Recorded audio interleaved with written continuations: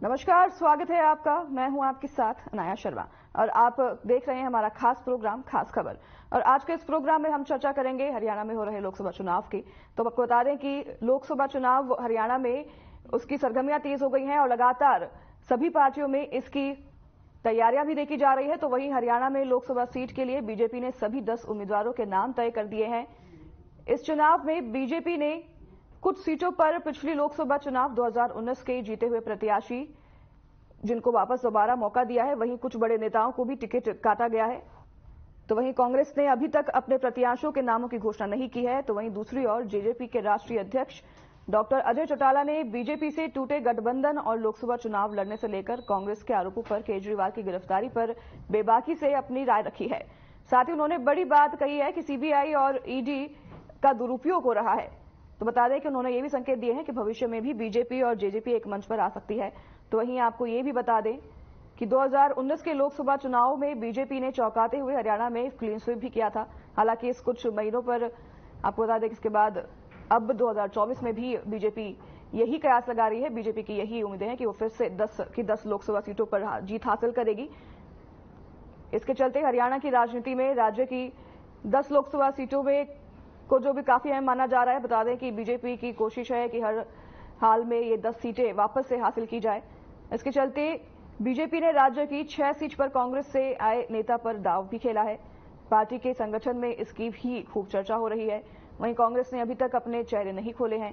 Congress party Haryana की 9 सीटों पर चुनाव लड़ेंगे। तो वहीं एक पार्टी पर आम आदमी पार्टी चुनाव लड़ने वाली है और पार्टी ने एक सीट आम आदमी पार्टी को दी है और कुरुक्षेत्र से आम आदमी पार्टी ने सुशील गुप्ता को कैंडिडेट बतौर चुना है।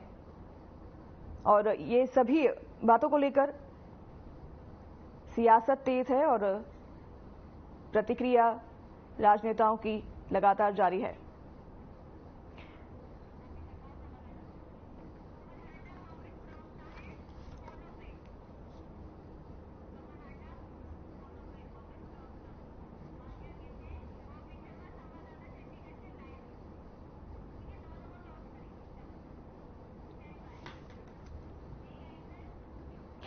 तो इसी चर्चा पर हमारे संवाददाता ओपी शर्मा हमारे साथ जुड़ गए हैं चर्चा पर हमें ज्यादा जानकारी देने के लिए। और हमारे साथ कमल हांडा कांग्रेस प्रवक्ता भी हमारे साथ जुड़ गए हैं। आपका बहुत स्वागत है कमल जी हमारे साथ इस चर्चा पर बने रहने के लिए। और सबसे पहले आपके पास आऊंगी।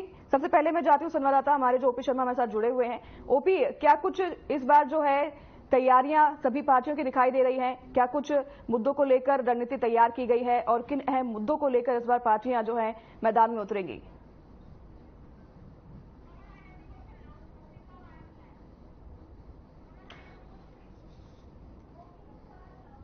ठीक है, ओपी के पास हमारी आवाज नहीं पहुंच रही है, हम उससे फिर से कनेक्शन बनाएंगे। कमल हांडा जी, आपका बहुत स्वागत है इस चर्चा पर हमारे साथ। और आपसे मेरा यही सवाल होगा कि किन अहम मुद्दों को इस बार कांग्रेस जो है लेकर जनता के बीच जाने वाली है? जी, आपके स्वागत के लिए धन्यवाद और आपको भी नमस्कार। जो इन्होंने 6 प्रत्याशी उतारे हैं, वैसे तो ये कहते थे कांग्रेस मुक्त भारत, लेकिन ये तो पार्टी खुद ही कांग्रेस मुक्त हो गई है। पहली बात ये है। दूसरी बात ये है कि कांग्रेसियों को टिकट मिल रहे हैं, भाजपा के कार्यकर्ता दरिया बिछाएंगे, माइक सेट करेंगे, कुर्सियां बिछाएंगे, यही काम के लिए रह गए उनके कार्यकर्ता। ये कहते हैं ना, हम अपने कार्यकर्ताओं को टिकट देते हैं, तो फिलहाल कार्यकर्ता इनके इसी काम के लिए रह गए हैं। और हमारे मुद्दे तो बहुत हैं, जनता में इतना रोष है कि जिसको शब्दों में बयान नहीं किया जा सकता। जो पहलवान बेटे के साथ हुआ, किसानों को अभी भी दिल्ली में नहीं जाने दिया जा रहा, 7 ईयर बैरिकेडिंग करी हुई है। कितनी शर्म की बात है। जो अन्नदाता है, जो पूरे देश का पेट भरता है, उसको इन्होंने कितना परेशान किया। मारे भी गए, 750 किसानों की हत्या रही है भाजपा। 4 किसान भी मारे गए, कुछ आंखें खराब हो गई।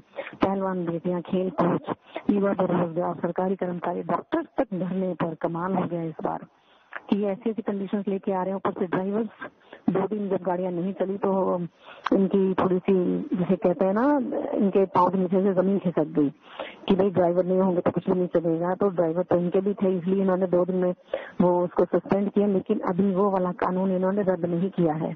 ये मैं जानकारी के लिए आपकी बता दूंगी। बाकी युवा भी हर जगह देश में धरने प्रदर्शन हर जगह, लेकिन कहीं पर नजर नहीं आ रहा है, खास करके मुख्य धारा की मीडिया में।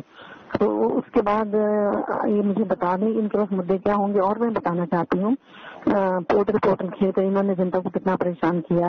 5वीं क्लास में पढ़ता हुआ बच्चा 5 लाख रुपए कमाते हुए दिखा रहा है। आयुष्मान योजना घोटाला 370 का जिसका गुणगान करते हैं उसमें कोई चेंजेस नहीं हुए। पहले उसमें टाइम टू टाइम चेंजेस होते रहे हैं और 2 चेंजेस अभी भी हैं, लेकिन 370 भी वही है। और एक बात कहना चाहूंगी कि जो हमारी सोनम वांगचुक जी जो बहुत बड़े वैज्ञानिक हैं लद्दाख में, 20 दिन तक वो अनशन पर बैठे रहे बताने के लिए कि भी चाइना घुसा आ रहा है। लेकिन अफसोस कि जो डिफेंस मिनिस्टर राजनाथ सिंह जी हैं वो भी अपनी राजनीतिक स्वार्थ के चलते हुए गए नहीं और उन्होंने भी चाइना को रोकने की कोशिश नहीं की, ना उन्होंने एक्शन लिया। क्योंकि प्रधानमंत्री के खिलाफ जो जाएगा वो मारा जाएगा। वैसे भी उनको साइलेंट कर ही दिया गया है राजनाथ सिंह जी को। और मैं बातें कहना चाहूंगी प्रॉपर्टी आईडी में कितना बड़ा घोटाला है। आयुष्मान का तो ये है कि जी आप उसका कार्ड लेकर प्राइवेट या गवर्नमेंट हॉस्पिटल में जाइए, कोई उसको एक्सेप्ट नहीं करता। प्रॉपर्टी आईडी कितना बड़ा घोटाला है, नकली शराब का घोटाला है। और जिस तरीके से ये युवाओं को पीटा इन्होंने। और एक मेन बात भी जो रिसेंट जो अभी हुई रीजन जो हुई, 1 मिनट जी 5 सेकंड और दीजिएगा जी बिल्कुल। अभी जो हुई जो ये मुख्यमंत्री का चेहरा इन्होंने बदला, उसके बदलने से क्या होगा। और मैं हैरान होते प्रवक्ताओं को बोलते सुनते कि जी युवा चेहरा है, नीतियां बनाएंगे। अरे अभी तो आए हैं, कोड ऑफ कंडक्ट लागू हो गया है, लेकिन कोड ऑफ कंडक्ट जो है सिर्फ विपक्ष के लिए है। हमारे लिए विपक्ष के लिए आचार संहिता है, इनके लिए आचार संहिता का कोई मतलब है ही नहीं। क्योंकि ईडी सीबीआई और सबसे बड़ी बात अभी घोटाला जो हुआ, और आप देखिए इनकी चालाकी, इन्होंने सुप्रीम कोर्ट के जज तक को ट्रोल कर दिया। कोई हद इन्होंने छोड़ी है। चंडीगढ़ के मेयर चुनाव में इन्होंने क्या घपलेबाजी की। हर चीज जो है आप देख लीजिए, कोई एक काम ऐसा है जो इन्होंने सही किया हो। जो 2 करोड़ की नौकरियां देने का वादा करके आए थे, 15 लाख हर किसी के खाते में, और किसानों की आय डबल करेंगे, एमएसपी की कानूनी गारंटी देंगे, कोई वादा पूरा हुआ इनका? नहीं हुआ, एक भी नहीं पूरा हुआ। कमल जी हमारे साथ बीजेपी प्रवक्ता राजवीर जी भी जुड़ गए हैं, उनसे आपके सारे सवालों का मैं जवाब लेना चाहूंगी। राजवीर जी आपका बहुत बहुत स्वागत है हमारे इस चर्चा पर। और आपसे भी मैं सवाल लूंगी कि किस आधार इस बार जो है किन मुद्दों पर लेकर जो है रणनीति तैयार की गई है, किन मुद्दों को लेकर पार्टियां जो है इस बार जनता के बीच में आपकी पार्टी जो है जा रही है। और सबसे अहम बात मेरी आपसे ये भी रहेगी कि 10 सीटों पर जीतने का दावा कर रही है बीजेपी लगातार, तो ऐसे कौन से वो आधार हैं जिस पर 10 सीटें जो जीतने का बीजेपी लगातार दावा कर रही है हरियाणा में? जी नमस्ते, राम राम। भारतीय जनता पार्टी मोदी जी की गारंटी लेके जनता के बीच में जा रही है। जी जनता ने दावा किया है अब की बार 400 पार का। तो भारतीय जनता पार्टी के कार्यकर्ता हरियाणा में 10 की 10 सीटें जीतकर मोदी जी के 400 के जो हमारा टारगेट है उसको पूरा करने का काम करेंगे। रही बात मुद्दों की, तो भारतीय जनता पार्टी ने 9.5 साल में बहुत डिलीवर किया है और काम के आधार पर हम लोग वोट मांगेंगे और जनता का समर्थन हमारे साथ है। और एक बात और है, जो कमल अन्ना जी कह रही थी भाई कैंडिडेट ही मतलब आ रहे हैं इधर से, भारतीय जनता पार्टी टैलेंट को बढ़ावा देती है। वो चाहे किसी भी पार्टी का अगर भारतीय जनता पार्टी में आत्मसात लेता है, वो भाई भारतीय जनता पार्टी की नीतियों में विश्वास करता है, फिर तो वो आम कार्यकर्ता हो गया हमारे लिए। अगर वो पोटेंशियल है तो उसको टिकट दे दीजिए, क्या दिक्कत है? इनको क्या दिक्कत है? घर इनका टूट रहा है, इनके घर से लोग जा रहे हैं। अपना मंथन करने की बजाय दूसरों पे आरोप लगाने से क्या होगा? अपना घर संभालना पड़ेगा। भाई इनके घर में छेद क्यों हो रहे हैं? छेद तो क्या, तो पूरे बड़े बड़े गड्ढे हो गए। जैसे कि पहले क्या होता था कि कांग्रेस राज में ये पानी की टंकियों से वोट मांगते थे, भाई पानी की टंकी दे दी।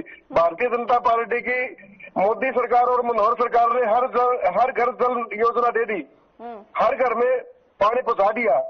इन्होंने तो सिलेक्टेड दिया था भाई इसको पानी की टंकी दे दो, इसको ये दे दो, इसको वो दे दो। लेकिन भारतीय जनता पार्टी ने 36 बिरादरी और हर कौम हर वर्ग के लिए काम किया है, जिसके आधार पर हमारी लोकप्रियता है और मोदी जी का चेहरा है।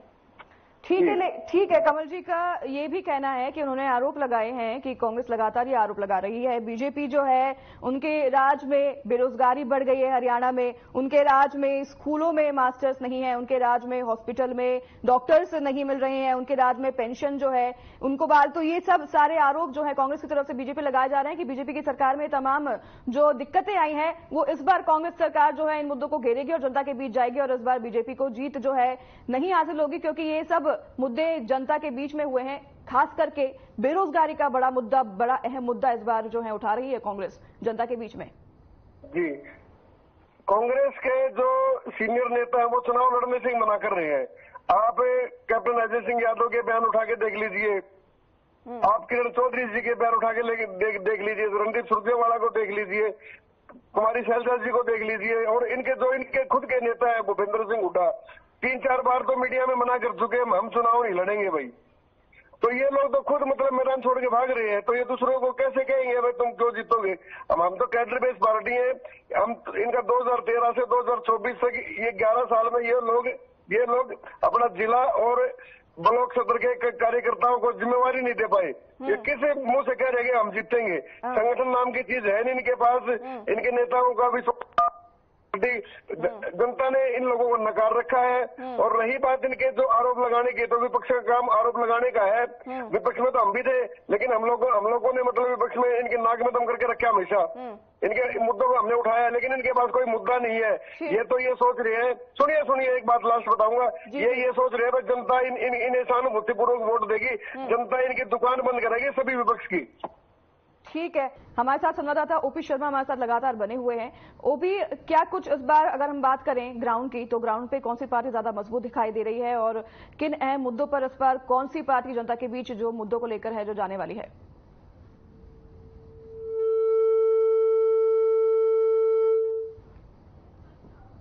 ओपी, आप हमें सुन पा रहे हैं? तेरे को किसने निर्देश दिया ये तो बता दे, तेरे को निर्देश किसने दिए मेरे को बता दे।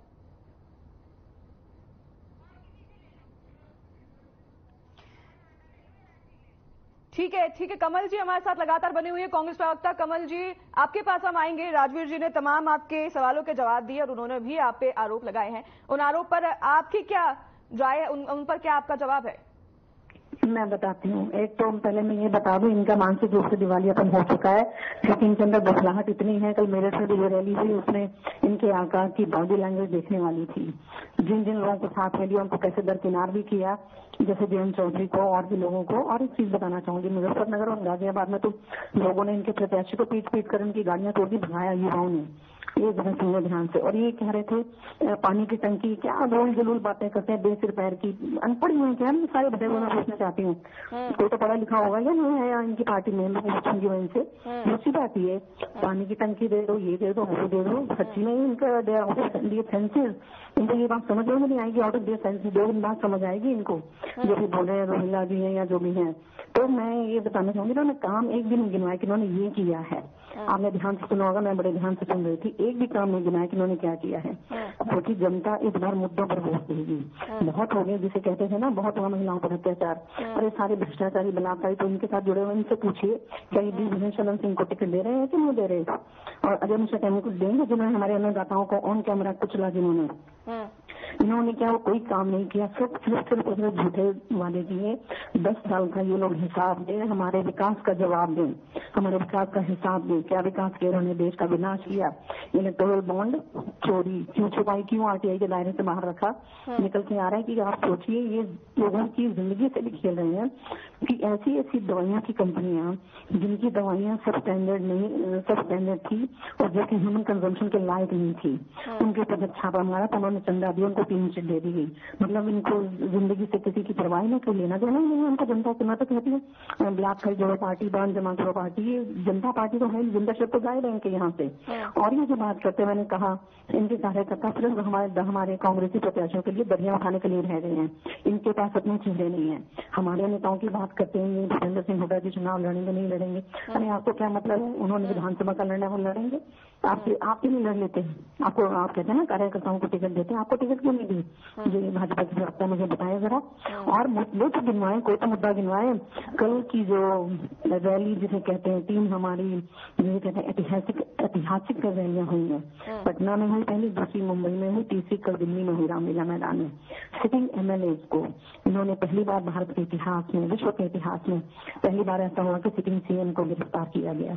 और दूसरी बात ये, अब कितने हमारे जो 2 सीएम को आपने गिरफ्तार कर कमल जी, सिटिंग सीएम से ये भी तो कही जा रही है बार-बार कि आप इस्तीफा क्यों नहीं दे देते हैं, आप पे आरोप चल रहे हैं, जब तक आप उन आरोपों को जो है गलत साबित नहीं कर देते तब तो इस्तीफा दे दीजिए ना फिर। नहीं, इस्तीफा बात सुनिए, इन्होंने इस्तीफा अपने किसी बंदे का मांगा, इन्होंने अजीत पवार को तो मुख्यमंत्री बना दिया भ्रष्टाचारी को, इन्होंने छगन भुजबल की फाइल गायब कर दी, और नारायण राणे का तो कहते हैं, अजीत पवार का तो कहते हैं नाम ही नहीं था, छगन भुजबल है, एकनाथ शिंदे है, हेमंत बिस्वा शर्मा है, मतलब कोई भी भ्रष्टाचारी वो क्यों इस्तीफा देते हैं? इससे सबसे पहले तो मुझे लगता है इनका कोई इस्तीफा देना चाहिए। ये भ्रष्टाचार के नाम पर बात तो बहुत करते हैं, लेकिन सारे भ्रष्टाचारी भरे हुए उसी में। आप देख ही रही होंगी आजकल कितना चलता है, Modi washing powder, washing machine, ये कहाँ से आ चीजें। और सबसे बड़ी बात, चोर डकैत पार्टी, नेशनल डकैत अलायंस है ये, इन्होंने हमारे अकाउंट से 150 करोड़ से ऊपर इन्होंने हमारे अकाउंट से चुरा लिया, हमारे खाते फ्रीज कर दिए गए। अकाउंट की आप बात कर रहे हैं, आईटी का तो नोटिस कांग्रेस को भी मिला है, 1700 करोड़ रुपए का नोटिस जारी किया गया है, उस पर आप क्या प्रतिक्रिया देंगे? आप तो सुन लीजिए, कम से कम 14 लाख कैश जमा कराने पर 1993 का कोई केस उठा ले। अरे पहले क्या सोए हुए थे, इनके जब खुलेंगी काली फाइलें तो पता चलेगा। 14 लाख कैश जमा कराने पर आप कहते 200 करोड़ कराने, वो तो पेनल्टी लेगा। उस हिसाब से तो इन्होंने जो कैश जमा कराया है उसके हिसाब से तो इनके ऊपर 5000 करोड़ पेनल्टी लगनी चाहिए। भाजपा पर आईटी इनके ऊपर नहीं करता।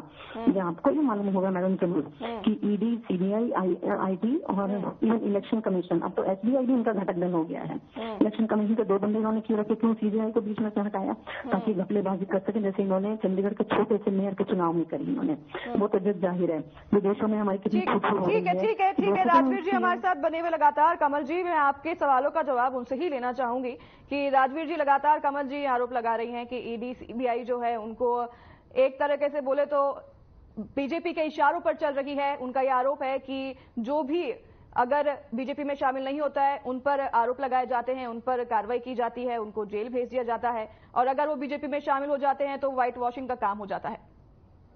ये विक्टिम कार्ड खेलना बंद करे, जनता में इनकी कोई सहानुभूति नहीं। इन लोगों को तो इतनी भी मतलब लज्जा नहीं आती कि भाई जिस शीला दीक्षित के लिए केजरीवाल ने लगातार आंदोलन चलाया, फिर मेरे पास फाइलें पड़ी हैं, मेरे पास ये पड़ा है, मेरे पास इसके खिलाफ सबूत है, ये लोग इकट्ठे होकर रैली कर रहे हैं उसको बचाने के लिए।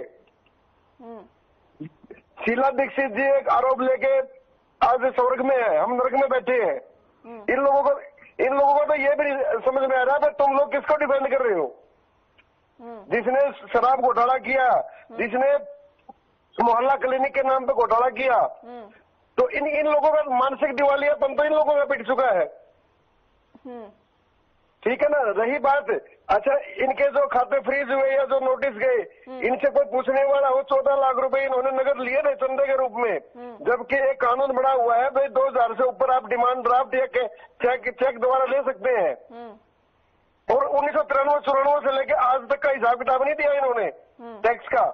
तो जो खाया वो तो देना पड़ेगा ना। और जो जुर्माना लगता है जी, आप चाहे छोटे से दुकानदार हो चाहे व्यापारी हो, ये तो घने पढ़े लिखे, हम तो अनपढ़ आदमी हैं, अनपढ़ जनता है हम तो, ठीक है ना। तो जो इन्होंने मतलब घोटाले कर रखे हैं वो सारे भुगतने पड़ेंगे और यही भुगतने पड़ेंगे। इनके खिलाफ कोई भी मतलब कॉम्प्रोमाइज नहीं होगा।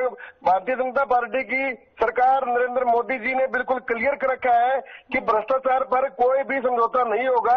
ये लोग तो भ्रष्टाचारियों को बचाने के लिए जनता में जा रहे हैं। हम लोग कहते हैं जो खाया है वो देना पड़ेगा, बस। कम को ज्यादा समझ लो तो बेटर रहेगा।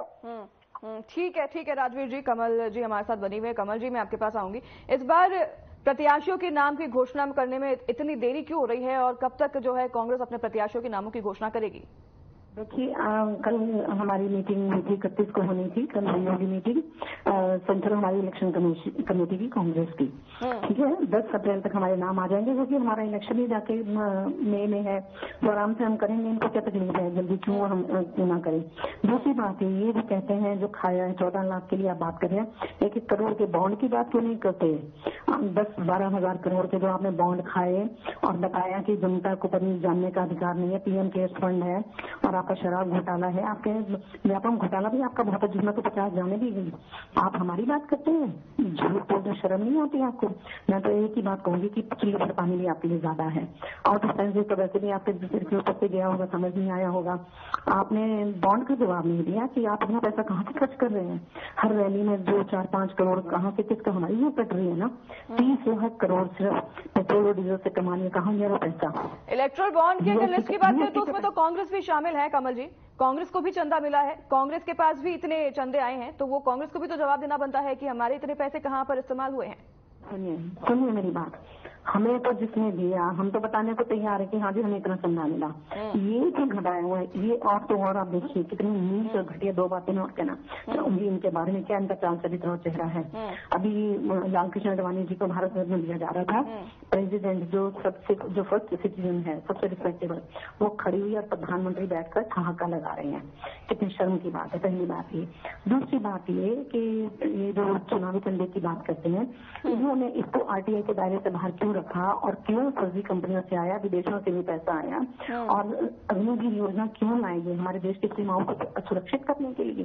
मैं कितना युवा इस टाइम परेशान है, बहुत से ऐसे लोग हैं जिनमें देश के लिए न्यौछावर होने का जज्बा है, लेकिन इनके अंदर, इनके आका के अंदर एक जज्बा है कि देश को किसी तरीके से जो है अस्थिर कर दिया जाए, बर्बाद कर दिया जाए और विनाश करने आया। अमृतकाल नहीं, मृतकाल है, मृतकाल है युवाओं के लिए भी और किसानों के लिए। ठीक है, ठीक है, ठीक है। तमाम सवालों का जवाब लूंगी मैं राजवीर जी से। कमल जी, आपसे एक और सवाल मैं लेना चाहूंगी कि कुमारी शैलजा का भी अभी बयान आया, उन्होंने कहा है कि अगर हाईकमान कहेंगे तो मैं जरूर चुनाव लड़ूंगी, तो इस पर क्या सोच विचार चल रहा है कांग्रेस में?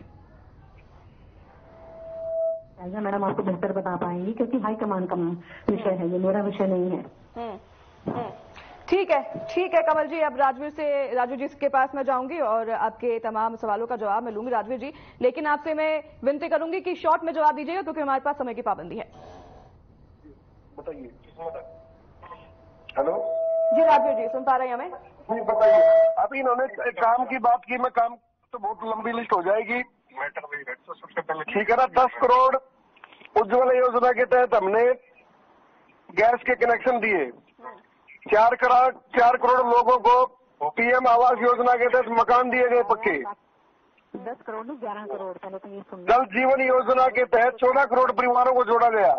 ये बहुत से काम है, काम गिनाने में समय लग जाएगा बहुत ज्यादा, लेकिन मैं एक बात कहता हूँ, पहले कांग्रेस को अपना मंथन करना चाहिए। कांग्रेस खत्म होती जा रही है, लेकिन ये लोगों का अहंकार कम होने का नाम ही नहीं ले रहा। हरियाणा में इनको 1 सीट मिलने वाली है नहीं, 10 की 10 सीट भारतीय जनता पार्टी जीत रही है। किसने पूछा क्या मैंने आपसे? ठीक है राजवीर जी आपका बहुत धन्यवाद हमारे साथ इस चर्चा पर बने रहने के लिए। कमल हांडा जी आपका बहुत धन्यवाद हमारे साथ इस चर्चा पर बने रहने के लिए। और जैसा कि हमारी बात हुई इन दोनों प्रवक्ता से, और बीजेपी पूरी तरह से कोशिश कर रही है, मैदान में उतर गई है, 10 की 10 सीटों पर जीत का बीजेपी अभी से जो है जीत हासिल करने का अभी से घोषणा कर दिया है। बीजेपी ने कह दिया है कि 10 की 10 सीटों पर बीजेपी जीत हासिल करेगी। तो वहीं कांग्रेस अभी तक अपने 9 प्रत्याशियों के नामों की घोषणा नहीं कर पाई है। हालांकि कांग्रेस की तरफ से कहा जा रहा है कि जल्द ही जल्द वो अपने नामों की घोषणा करेगी। तो इस चर्चा पर हम बने रहेंगे आपके साथ, आप लगातार हमारे साथ बने रहिए इसी तरह। फिलहाल इस चर्चा में यहीं पर करेंगे विराम। नमस्कार।